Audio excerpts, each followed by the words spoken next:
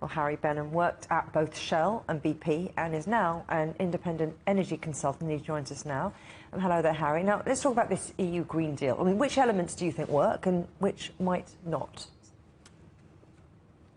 I think the Green Deal is making the EU Green Deal is making bets on technologies that are already working. So therefore, the wind, solar, EV batteries, heat pumps, etc. Those are technologies which they're investing in, and they are going to be probably very major parts of the new energy economy. I think it's blending it into the mainstream of the EU. Industrial policy, it makes it very likely that those will succeed. They are tried and tested, they're market ready, they're a critical mass. So investing in those are good.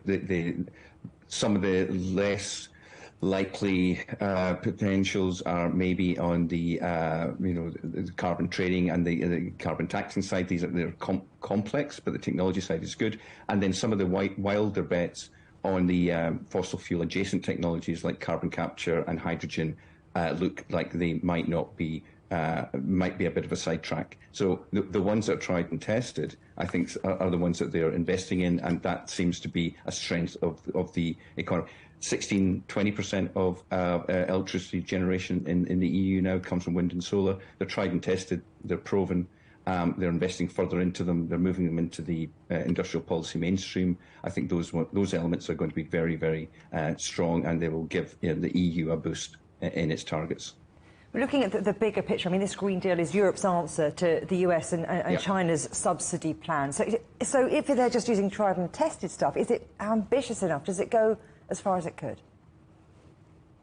Well, tried and tested, yes. It could be more ambitious. There could be maybe it's actually making choices rather than spreading too thin.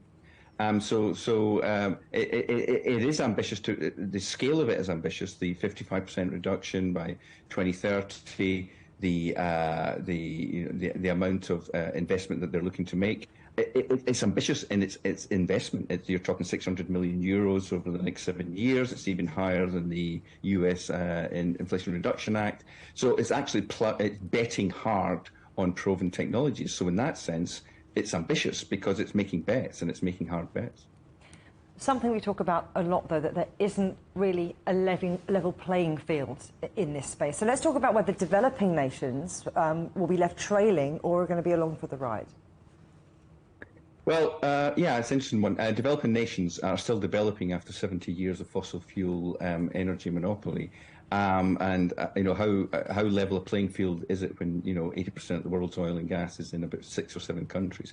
So I think what you've got now is the potential for a level playing field, because you've got exportable, transmissible technologies such as PV panels, EVs, wind turbines, etc., versus you can't transport an oil field. So there's a far more level playing field when you've got a manufactured set of technology for energy rather than an extractive version of technology. I don't think I have to explain why OPEC plus Russia is not the world's best solution to a worldwide energy capability. So I think there's going to be the potential to export these technologies far more than you can export the existing technologies. Yes, there are problems. Yes, there's concentration. We know those issues. But these are far more likely to be transmittable and level playing field technologies if we do it. 800 million people don't have access to electricity. 800 million people of them are in the global south and developing economies, and that's after 70 years of the fossil fuel industry being in charge of the energy industry. So times are changing. Harry Benham, thank you very much for your insights. Really appreciate it. Thank you very much.